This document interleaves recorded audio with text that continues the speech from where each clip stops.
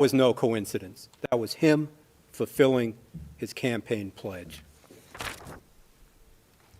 As president, he murdered thousands using many of the same co-perpetrators and methods from his time as mayor of Davao.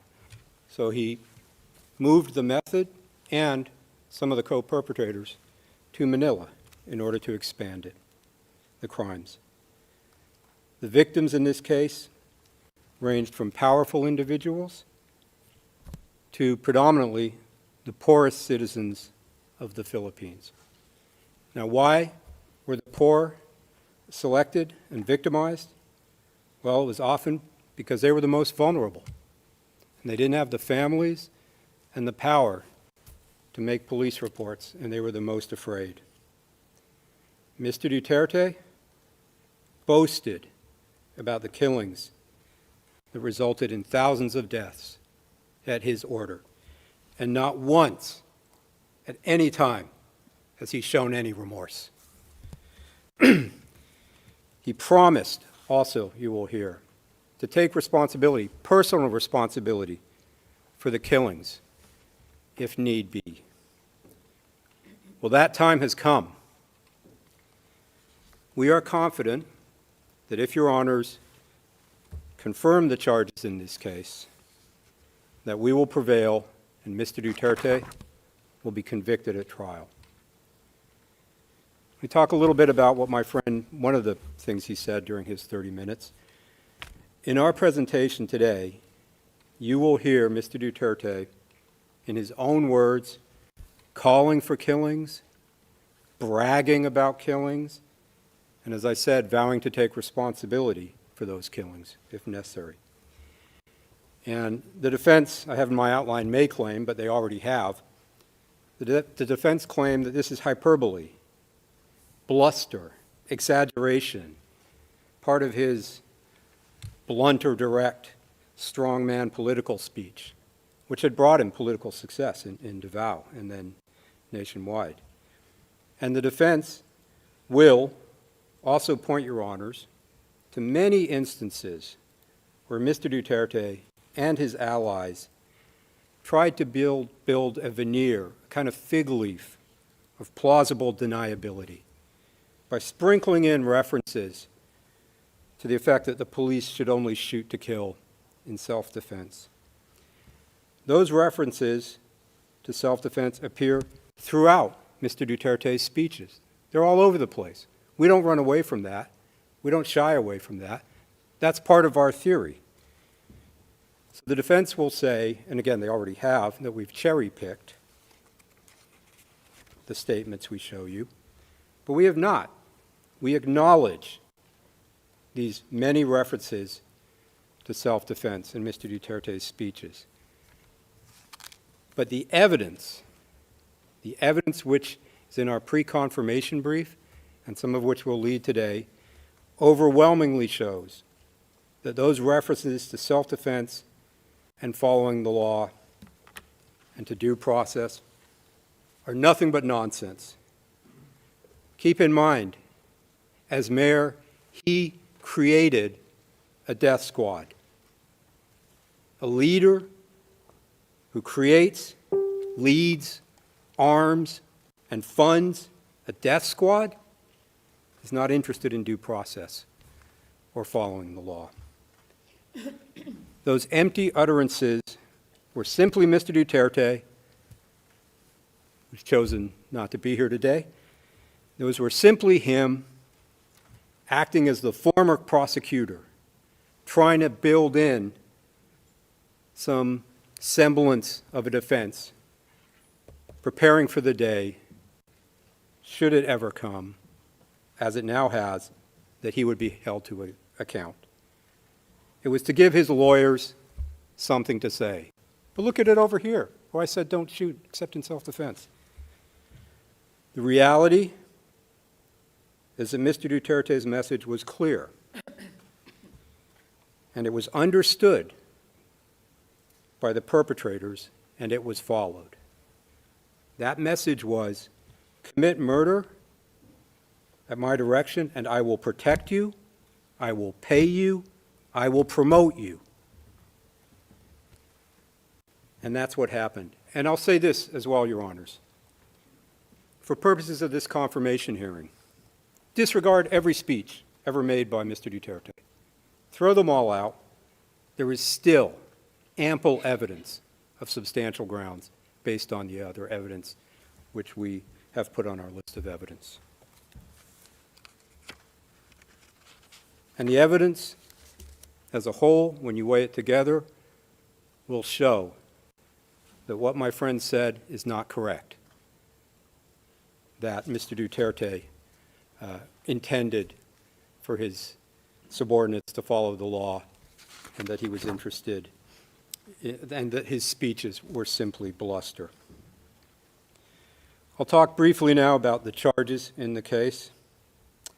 As the deputy prosecutor stated, we have 49 incidents totaling 76 murder victims and 2 victims of attempted murder.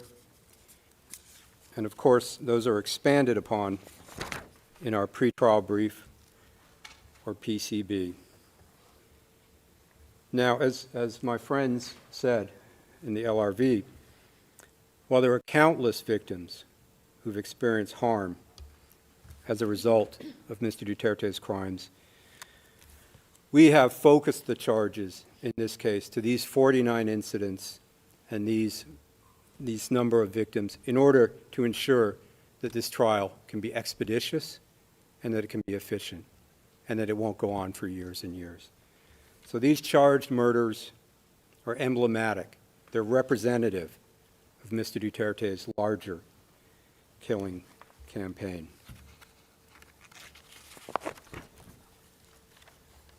I was going to talk about the legal standard for today, but Your Honors explained it extremely clearly in the beginning of the introduction, so I won't go into it, other than to say, of course, the standard we have to meet is substantial grounds, which I am confident we will.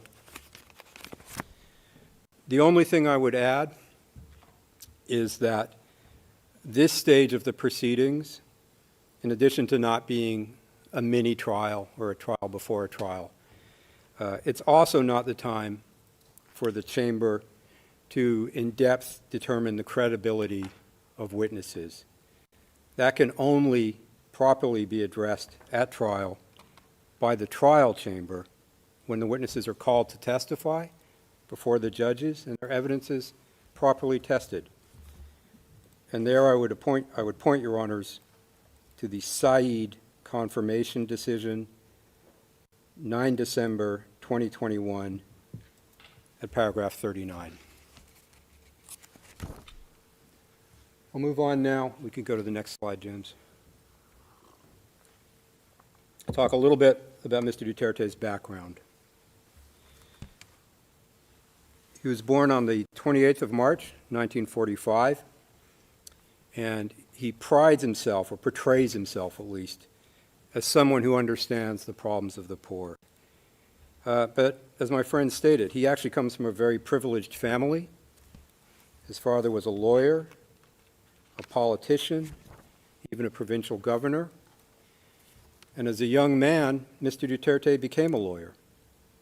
He went to law school, practiced as a prosecutor in Davao City for almost a decade, from 1977 to 1986, and you find that in our pre-confirmation brief at paragraph 2. While he was a prosecutor, excuse me, he taught criminal law and procedure to police officers in Davao City.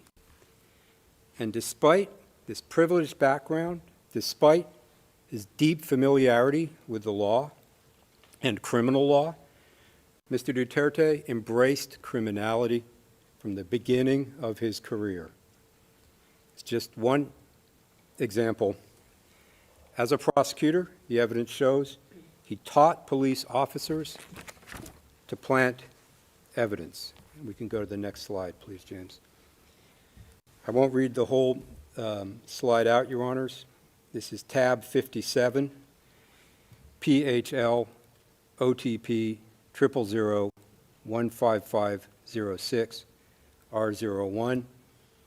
But this witness with direct knowledge stated, quote, "He's like planting of evidence. It is necessary," and the he is Duterte.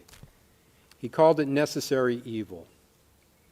So they said that there are times in police work that you have to do the necessary evil for the sake of the common good, end quote. And I think you'll see, Your Honors, that that's a theme that runs through Mr. Duterte's career. He's willing to do whatever he considers the necessary evil, either for the common good or for his political advancement, or both. And Mr. Duterte confirmed years later, in 2024, when being questioned under oath during a hearing in the Philippines House of Representatives, that planting evidence was his strategy as mayor. Now, at first he denied it in this hearing, but then he admitted to planting evidence in this exchange. If we can go to the next slide. This is tab 46.1, Your Honors. Chairperson, quote, so you really did plant evidence. Mr. Duterte's answer, well, that was part of the strategy as a mayor and as a leader of the law enforcement agency in the city, end quote.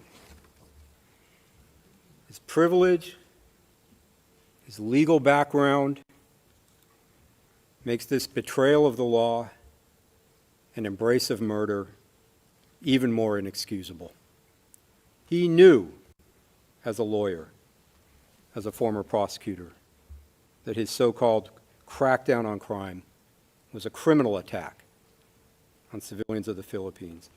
And overwhelmingly, the evidence shows, on poor civilians. The poorest of the poor were his victims. He knew his conduct, at its core, was criminal. And not only did Mr. Duterte clearly intend his criminality, he openly bragged about it.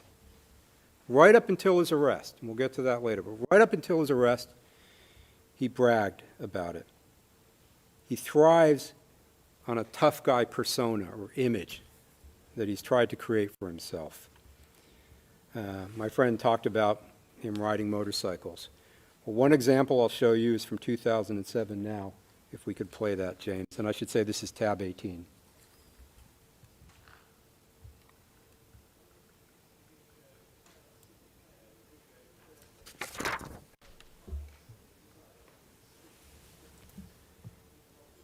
Elite, never losing an election. So, riding a Harley Davidson, shooting a semi-automatic pistol, this is the image he's trying to create from the beginning. He likes to pose with weapons. If we can go to the next one, James. This is tab 80. And here in this photo, which was published in a newspaper, you can see Mr. Duterte holding an assault rifle.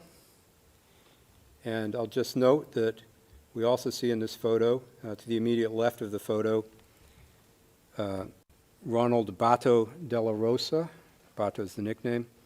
And to Mr. Duterte's immediate right, Isidro La Peña. And we'll hear more about them later. Even days before he was arrested, 3 days before he was transferred to The Hague, this tough guy persona was on display again during a speech in Hong Kong. He brushed off the possibility of an ICC arrest warrant, and he referred to the ICC, quote, as motherfuckers who have been after him for a long time, end quote. This is him on March 9th, 2025, if you could play that, James. This is tab 136. Sa totoo lang, baka ang balita ko may warrant daw ako pag... Hindi, totoo. Yung sa ICC or something, matagal na akong hinahabol ng mga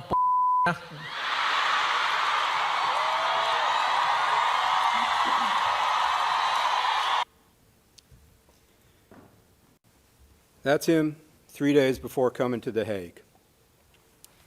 Of course, after arriving in The Hague, his lawyers very soon began arguing that Mr. Duterte was not fit enough for these proceedings. He wasn't physically or mentally fit enough to be put on trial or for his charges to be confirmed. But fortunately, a panel of 3 medical experts that Your Honors appointed found unanimously that he is. The point is that despite what the defense may say, here or to the press, Mr. Duterte is perfectly fine. He's able to attend the proceedings today.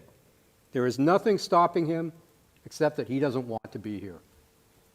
He chose not to face the court, not to face the victims. There is no reason for him not to be here other than his request and choice. I'll move on now briefly to his time as mayor in Davao, Your Honors.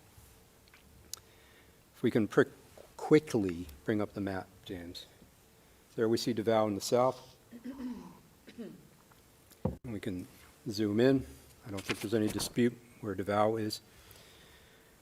He was first elected mayor of Davao City in 1988 and served as mayor for more than 20 years, between 88 and 2016. And as the deputy prosecutor has noted, jurisdiction for this case is 1st November 2011 to 16 March 2019. We're limited to that jurisdiction. So that is the period we will concentrate on today, although, of course, before and after may be relevant. As mayor of Davao, Mr. Duterte promised a crackdown on crime. To quote, crackdown, end quote, on crime and drugs, Mr. Duterte created liquidation squads, death squads, made up both of Davao City police officers as well as non-police officers who were essentially hired hitmen, hired killers.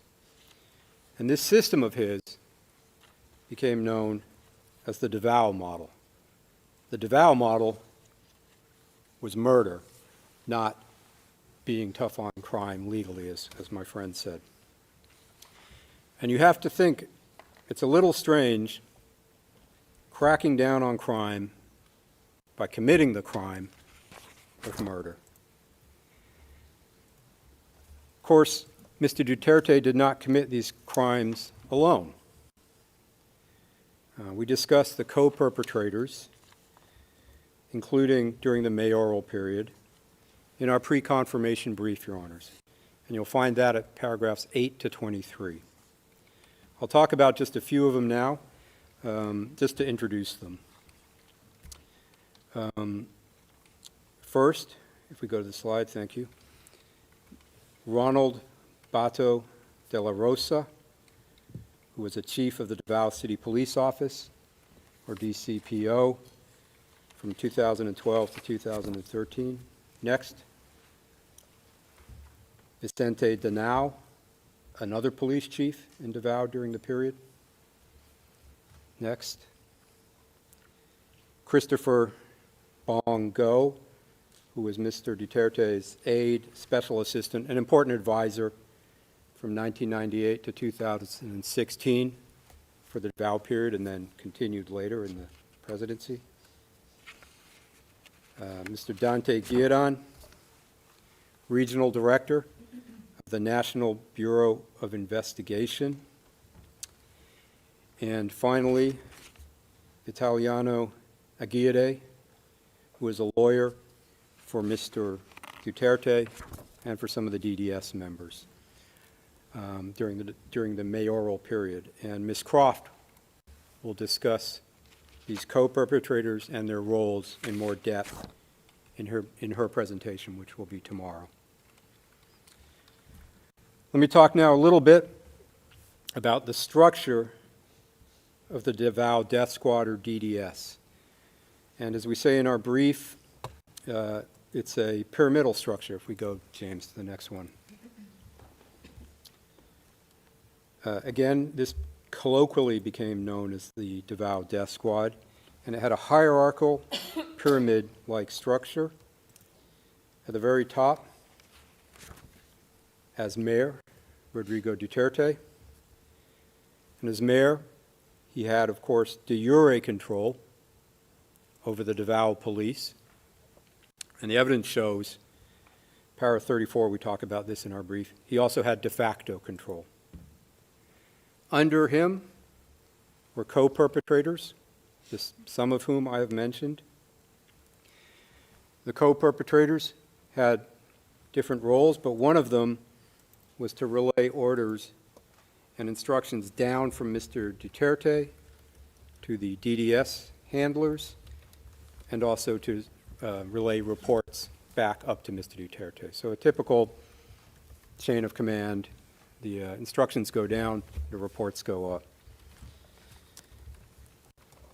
And the handlers were responsible for the different death squads or DDS members. And at the very bottom, the lowest rung, the DDS members who actually perpetrated the killings, who carried out physically the murders. And they were made up of both police officers, who were generally lower level police officers, as well as non-police persons who were hired. These members at the bottom were often recruited because they had a debt or owed something to Mr. Duterte or the police, and they could therefore be controlled. And those members at the very bottom were at risk themselves, because if they did not follow orders, or if they tried to leave the DDS, they could be tortured or killed or both. And there is evidence of that in this case.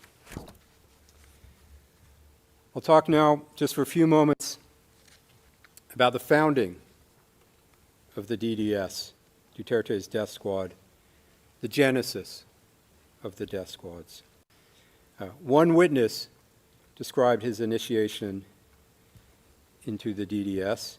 He described it happening in 1988 at a dinner meeting in a hotel in Davao City.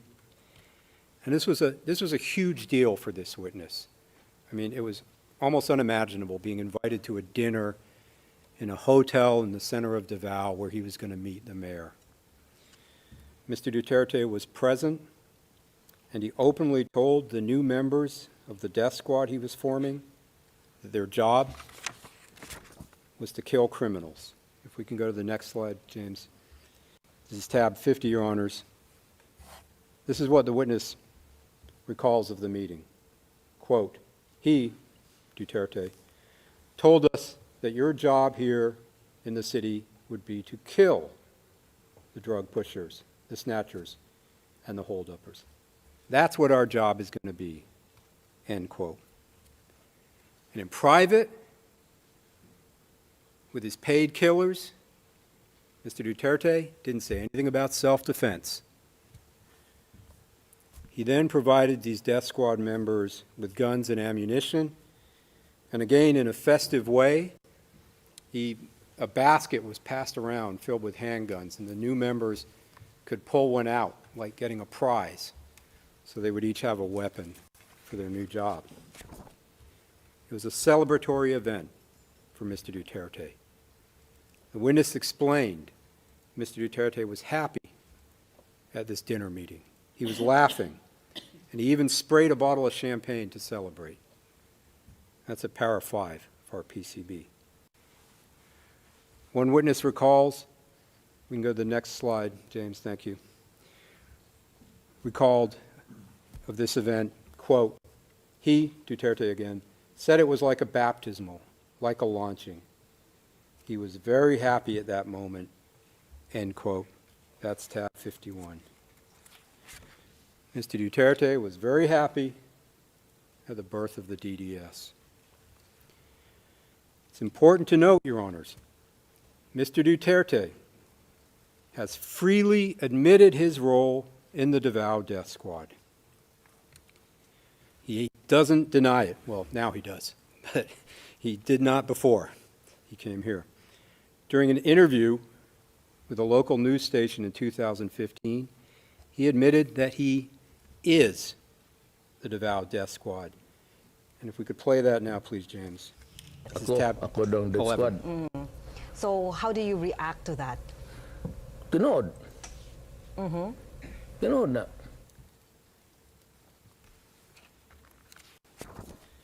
They say I'm the death squad. True. That's true. You know, Your Honors, in some ways, this case is not exactly complicated.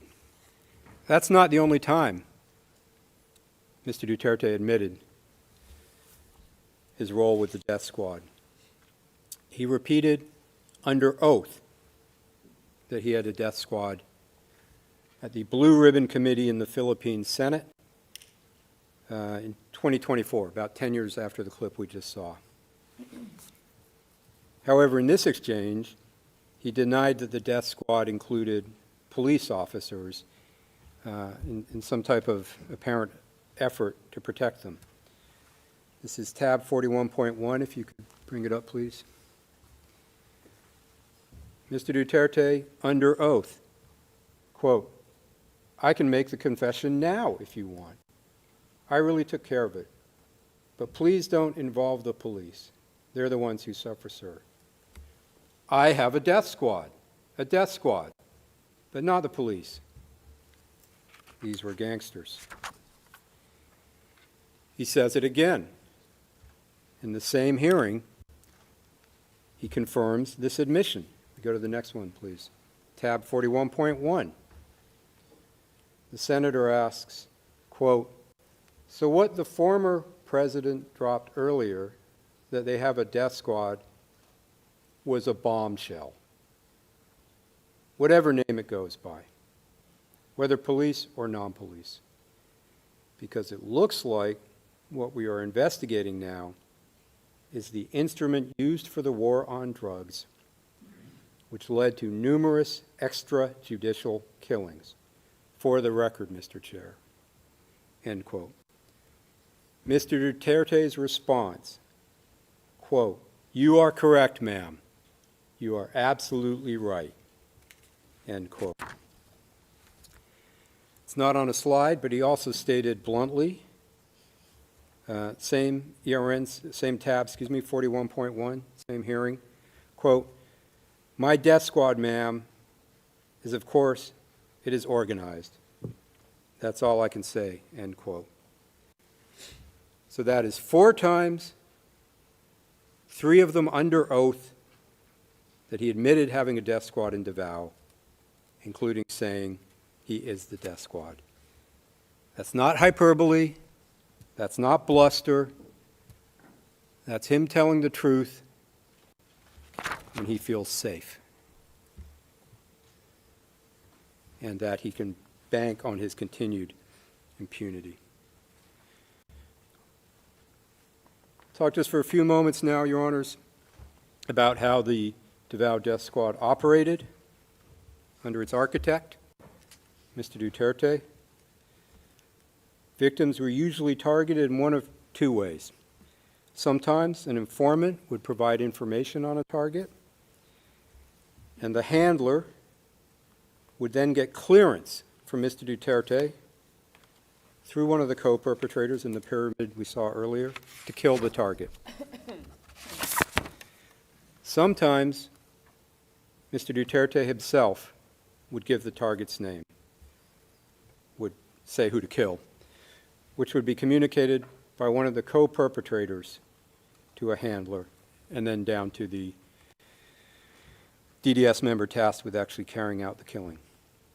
But whichever way it took place, Mr. Duterte's clearance, his approval was required, his permission was required for DDS members to conduct these murders. And several witnesses confirmed that, and I'll go through them in a minute. But first, Your Honor, just to react to something my friend said in the previous session.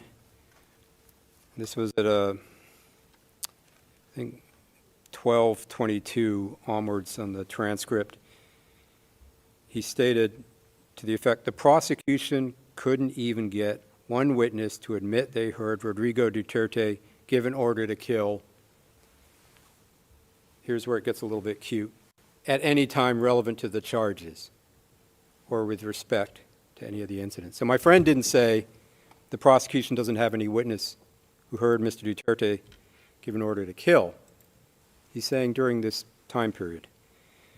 I'd point your honors and my friend to PHL OTP 000 15517 at page 0002, lines 18 to 21, where a witness is asked, now did you ever hear Sarah, this is Sarah Duterte, give any instructions for killings to take place? Witness, personally no.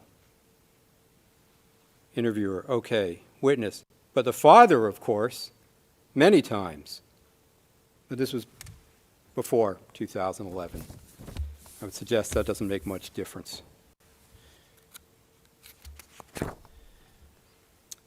Going back to the confirmations of his clearance, if we could go to next slide. Yes. This is tab 35, Your Honors. A witness stated, quote, only one person was making the decisions. You had to ask Duterte, because if we didn't make that request, if we didn't ask for authorization, we would be chased or we would be pursued, end quote. Another witness stated, if we go to the next one, please,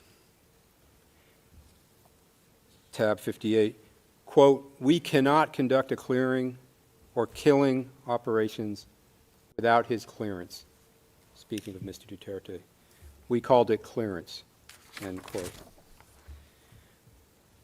Finally, on the next slide, perhaps the simplest, the witness recalled, quote, a different witness recalled, quote, you cannot just kill anyone in Davao City without Duterte's approval. Otherwise, you will be charged, end quote. It's tab 117. In exchange for carrying out the murders as directed, the DDS members would be paid reward money.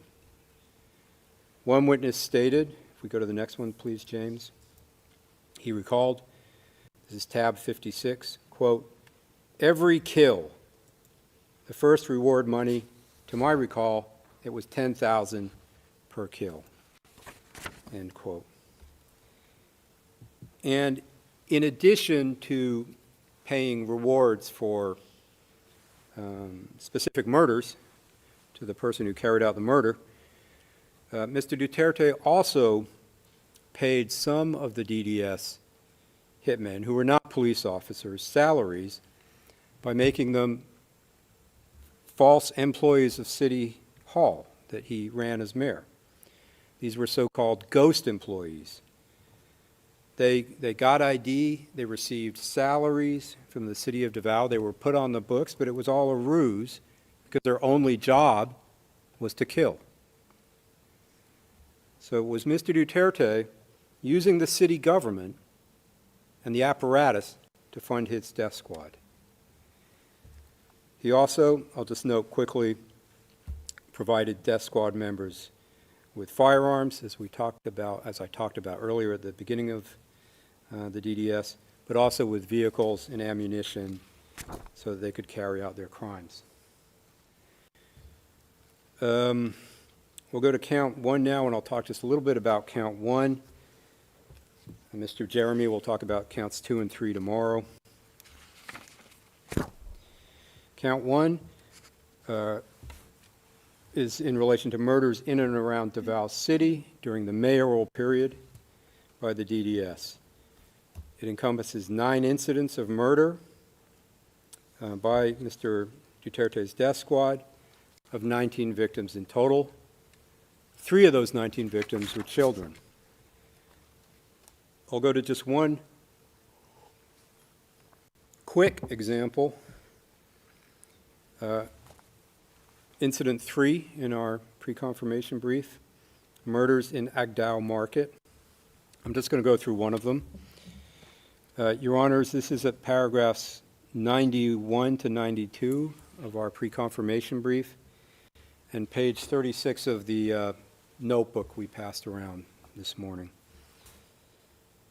Incident 3 is about the murders, or what happened in Incident 3 is the murder of 3 people in that market on or about 4 December 2013. Before carrying out the murders, 3 DDS members who we'll see received instructions from their handler that there was a job to be done. And the victims in this crime were 3 alleged thieves. So we have 3 hitmen and 3 victims. The informant helped the DDS hitmen to locate the targets, the victims, who were at a shop in Agdao Market that day. And when the hitmen reached the shop, each one shot and killed one of the targets and murdered them in broad daylight. After the killing, the hitmen reported back to their handler up the pyramid chain that the job was done. And their handler, in this case, then informed Sonny Buenaventura, who at that time was one of Mr. Duterte's most trusted men. The reward for this incident, for these 3 murders, was 90,000 pesos total. That's at our brief at para 91. Now, what's interesting about this incident is that a few weeks later, after the murders, a video of Mr. Duterte watching the crime on CCTV was posted to YouTube. And I'll show that video, Your Honors, in a minute. But in the video, you'll see Mr. Duterte standing in the CCTV room looking at a bank of television screens.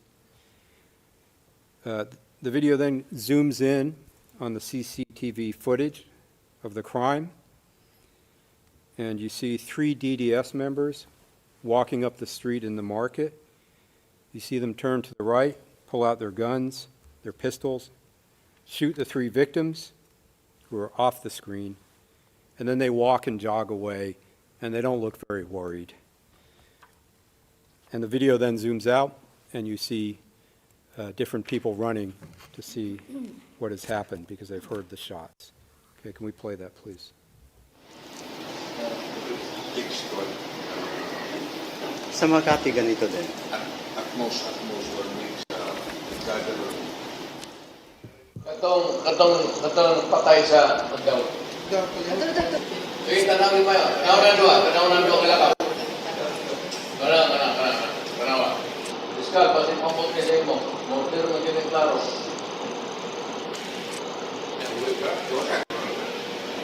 Kanawa. Kaya, rupada. May pagkita ni Esar Rosales.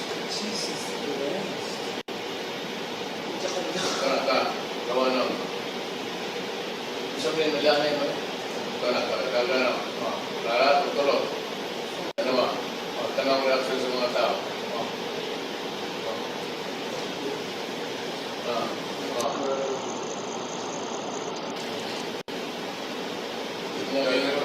Dito, patay na. Ito.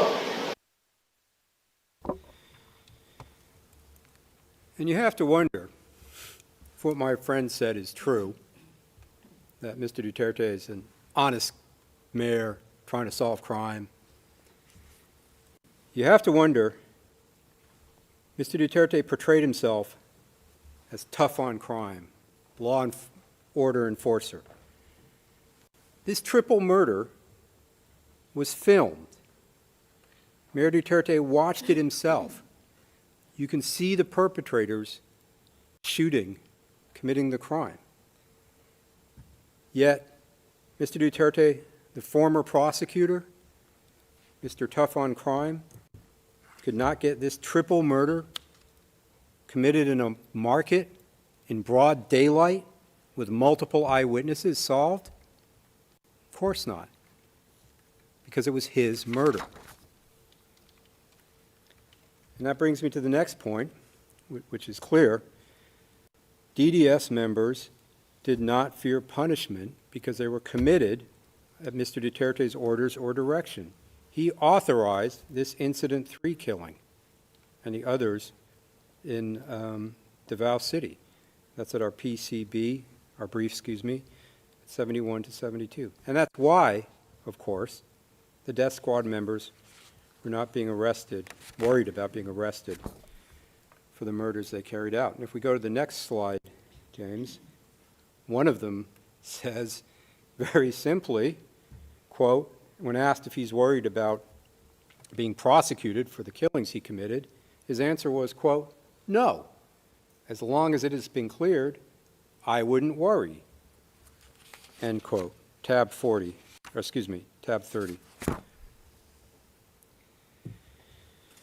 And it's highly understandable that the DDS members were not worried about being prosecuted for the murders they committed, because Mayor Duterte took pride in these killings. He was interviewed as mayor in late 2015, and a reporter put a question to him, asked him about a human rights group report which suggested that he had killed 700 people in Davao. I'll play the video, and we'll see his response. You'll also see, just before we play that, Mr. Christopher Bongo is in this video to Mr. Duterte's right. Look at the question, look at Mr. Duterte's answer. 700 daw, pinatay ko. Nagkulang ho sila sa kwenta. Medyo mga 1,700. No denial. Instead, he takes credit for 1,000 more killings. That isn't bluster. That's not hyperbole. That's the truth. I'll move on now, Your Honors, coming to the end, and talk a little bit about his road to the presidency. He saw that the political success of his Davao model, as my friend said, he kept getting reelected. It was working. He saw that the political success of the Davao model of killing alleged criminals could be leveraged for more power, higher office. As I said in the beginning, that's exactly what he did. During his presidential campaign, he campaigned on a promise, a pledge to implement the common plan to kill alleged criminals nationwide if elected. I'm going to play a video now, Your Honors, that are just some of the speeches he made. It's a compilation of four. This is a tab 12 of 4 videos. It's about 4 minutes, but it gives an idea. These are not all the statements, but it gives an idea of the man who ran for president in 2016. If we can play that, James. 3 to 6 months, sabi ko, I will eradicate corruption, criminality, and drugs.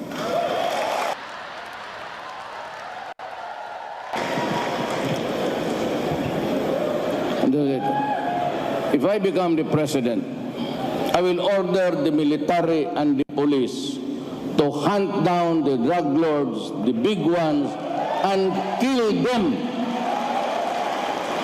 Tell me what my credentials to the presidency? Then I'd say, Davao is Exhibit A. Ngayon, dito sa Davao, hindi sabihin ito malinis itong bayan na to. It's not perfect. So that maybe I said, kung dating ako doon sa Pasig, I can promise you, not heaven, but I will promise you a comfortable life. Corruption has to stop. Criminality has to stop. Either makuha ko ang gusto ko or you perish. Magprangkahan na lang tayo. Anong ibig sabihin yan? Patayan yan. I promise you, hindi naman believe yung ibang tao. Sabi ko, I would stop drugs and crime, criminality in 3 to 6 months. That's too ambitious. My God, subukan ninyo ako. That's what I told the Davao criminals before. Pinapatawag ko pa, do you want to go out of the city? Gusto mong pumunta ng Manila, maganda ang buhay doon. Doon ka na lang, gusto mo? Di yun hindi naniwala. Di patay.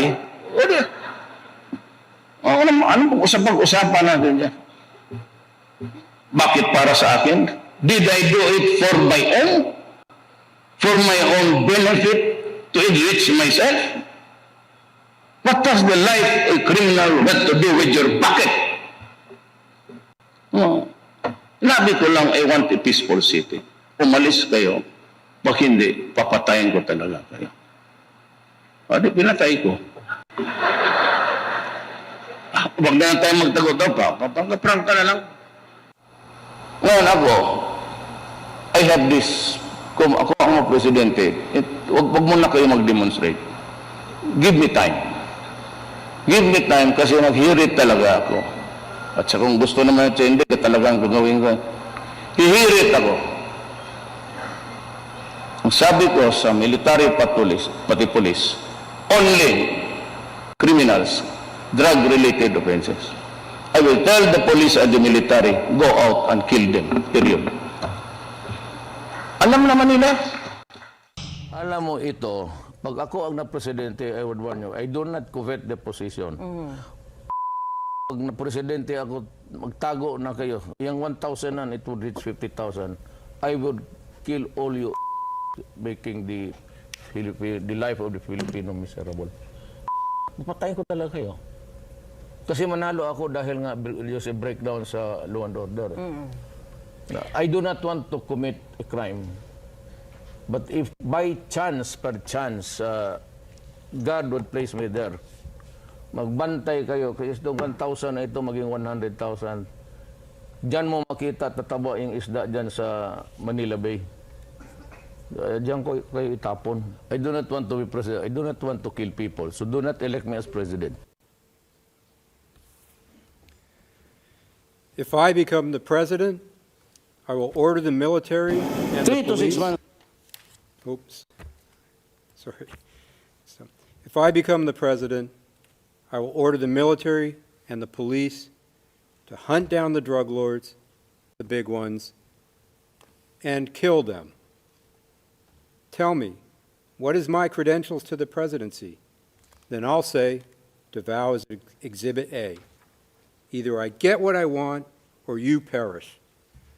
Let's be straightforward. What does that mean? That means killings.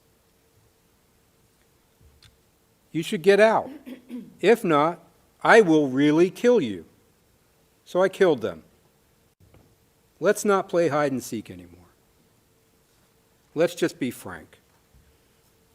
I will tell the police and the military, go out and kill them, period. I will really kill you. I do not want to kill people, so do not elect me as president.